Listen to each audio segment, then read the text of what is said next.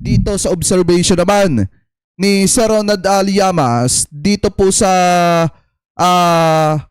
sa nangyaring impeachment trial ni Sara Duterte yung day 11, 12, 13 mga kababayan. Ito pakinggan po natin. Kasi ito ang pag-uusapan dito yung sinabi ni Atty. Lorna Capunan na scam mga kababayan ang taong bayan at ang nambudol itong si Sara Duterte. Ito play natin.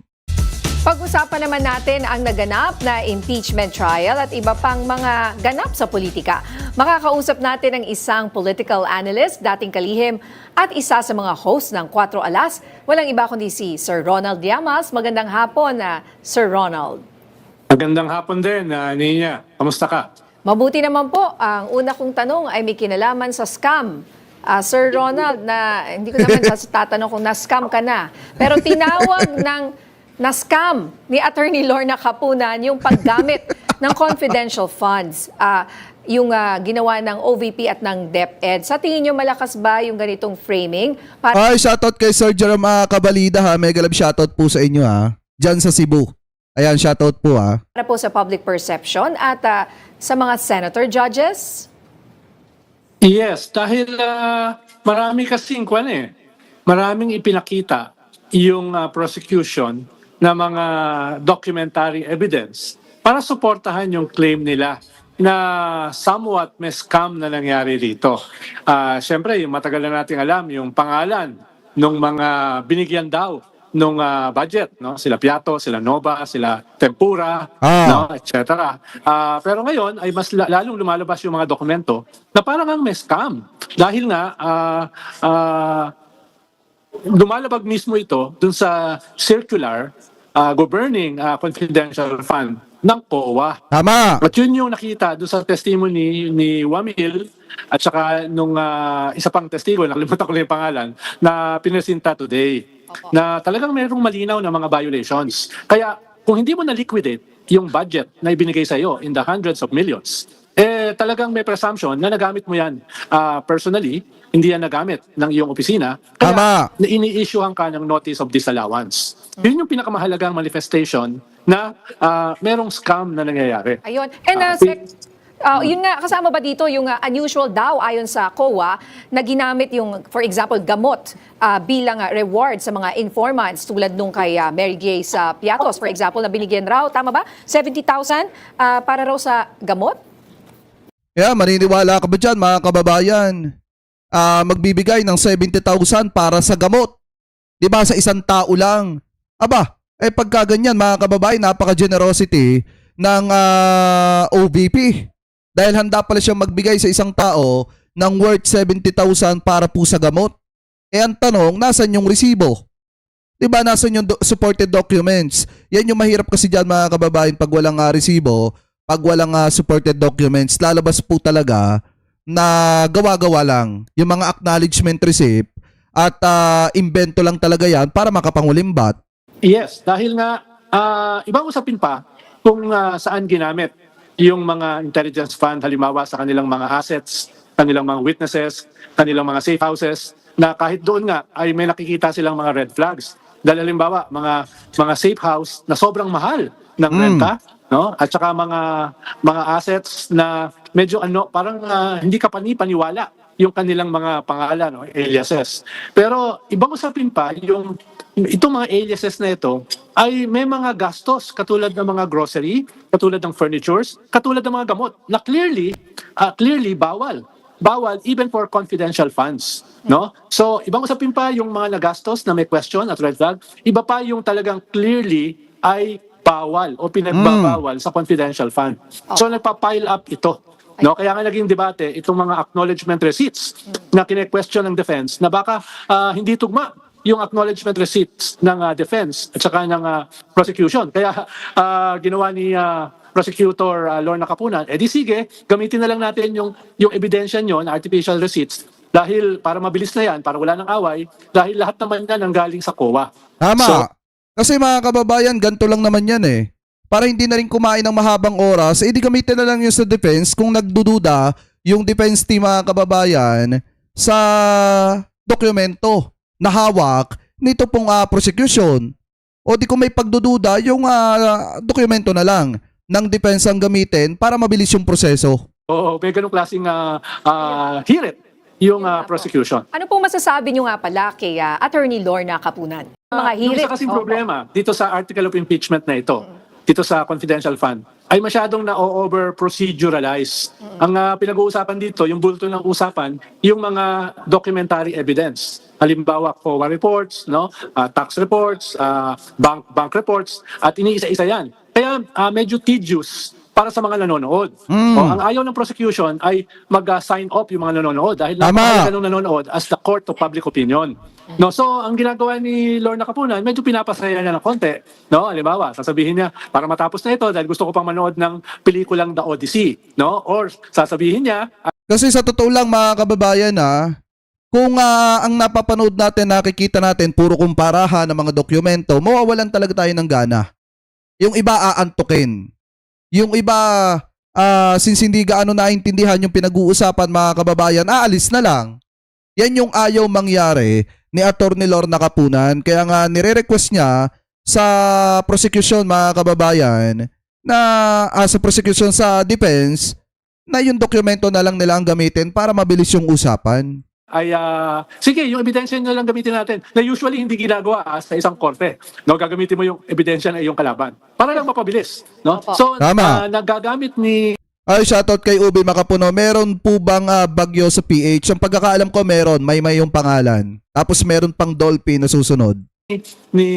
Prosecutor Lorna Capunan, yung na-maintain niya yung atensyon ng nanonood kahit papano. Opo. Dahil nga Tama. masyadong boring na para sa maraming nanonood, yung sobrang daming procedures, sobrang raming papeles na karamihan hindi naman nila naiintindihan.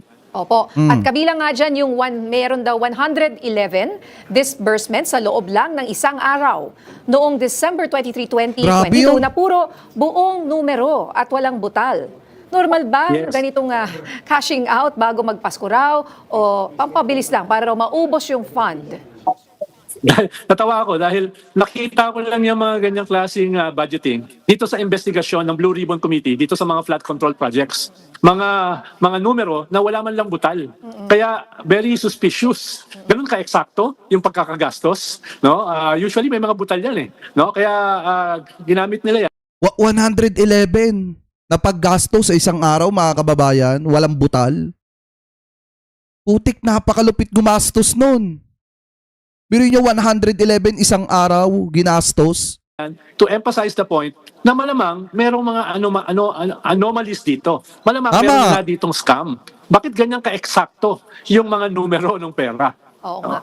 Alright, and eto po sa gitna nito, kumalat naman yung chismis na inaresto umano si Senator Bato de la Rosa kaugnay nga nitong ICC warrant of arrest. Pero ito nga kanina, tinawag ng Malacanang na diversionary tactic galing daw ito sa mga kakampi ng VP.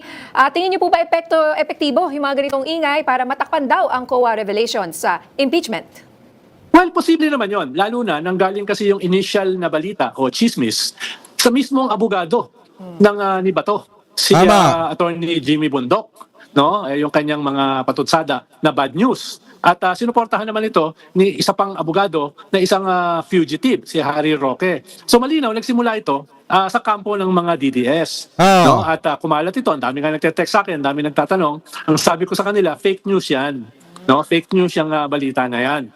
Kaya kumakalat ngayon yung chismis na baka ito ay bahagi ng isang another scam, no? Another conspiracy para i-divert yung attention ng mga tao doon sa lumalabas na compelling evidence dito sa impeachment trial. Tama. Hindi ko sinasabi na yan Kasi nakakapagtaka naman mga kababayan, biglang pumutok yung issue na yon ng pag-aresto kay Bato de la Rosa kung kailan na bulgar sa publiko yung milyon-milyong pera ng taong bayan na kinulimbat mga kababayan at hindi maipaliwanag kung saan napunta. ay Kaya para sa akin siguro panakip butas lang to o dahilan lang to mga kababayan, panakip issue lang para maiba yung atensyon ng taong bayan at mawala yung atensyon ng mamamayan dito po sa malaking revelasyon na isiniwalat ni Attorney Roderick Wamil. Ano po ngayon, tuloy pa natin.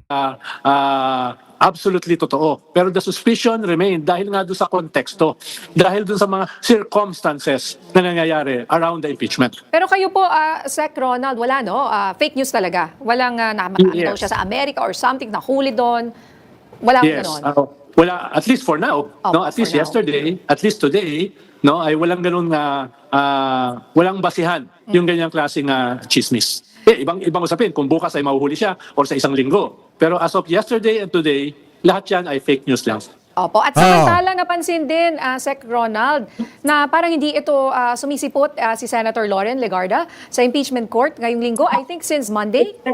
Ano po ang masasabi niyo dito patapos siyang, kumbaga, sampahan ng preliminary investigation ng ombudsman tungkol dun sa solar power energy niya at ng kanyang anak na si Leandro Levice? Won't be surprised dahil ito siguro yung first time na nakasuhan siya ng ganyang kaseryosong kaso, plunder. At hindi lang siya, kundi yung kanyang anak. Kaya I'm almost sure ay ang dami niyang ginagawang pulong sa kanyang mga abogado, sa kanyang mga political operatives para mag-strategize. Paano ba haharapin ito?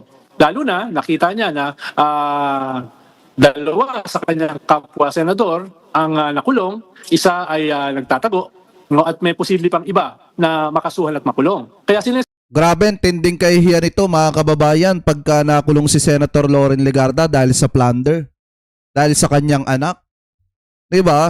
Kasi ito ata yung isa sa mga babae na makukulong dahil po sa kasong plunder o pandarambong. Grabe yan, nakakahiya yan. seryoso niya ito. Kung sakasakali mga kababayan. Dahil sa kanyang mahabang political career, no, ay ngayon lang siya nakaharap ng ganitong kaseryosong kaso. Plunder ito, non-bailable ito. No? At kung ito ay sumampa sa Sandigan Bayan, kulong siya kaagad. Kaya Tama. tingin ko, mas dun siya nagfo-focus ngayon rather than sa impeachment. Alright, maraming salamat po. Ayan.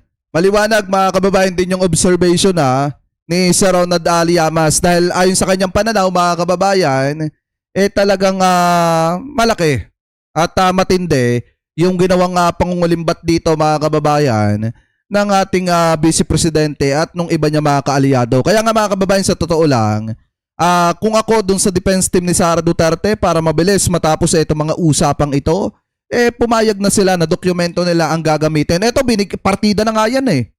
Diba, binigyan na nga sila ng partida ni Atty. Lorna Capunan na kung wala silang tiwala sa dokumento ng prosecution, di dokumento na lang nila yung gamitin para mabilis yung takbo ng proseso at hindi mainip ang mamamayang Pilipino. Pero kung ang pakay dito ng defense team ni Sara Duterte ay i-delay para mawala ng gana ang taong bayan, di yan nga yung gagawin nila. Delaying tactic mga kababayan. Ano po? So kayo, kung kayong tatanungin, ano po ang masasabi nyo, hingil po dyan. Comment below na lamang po kung ano po ang comment at opinion nyo po. Hingil po sa usapin na yan.